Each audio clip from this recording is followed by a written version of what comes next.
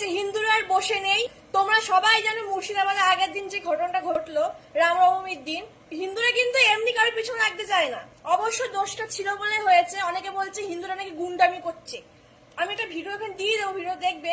মুসলিম ঘরের ছেলে আমাদের রামের পতাকা ফেলে দেয় নিচে, সেটা নিয়ে আমাদের হিন্দুরা রেগে যায়। স্বাভাবিক ব্যাপার, ওদের মুসলিমরা থাকতো, ওদের যদি পতাকা আমরা ছিঁড়ে ফেলে দিতে নিচে, তাহলে ওনারাও সেম কাজই করতো। হিন্দুরা জেগেছে, আমার খুব ভালো লেগেছে এই বিষয়টা।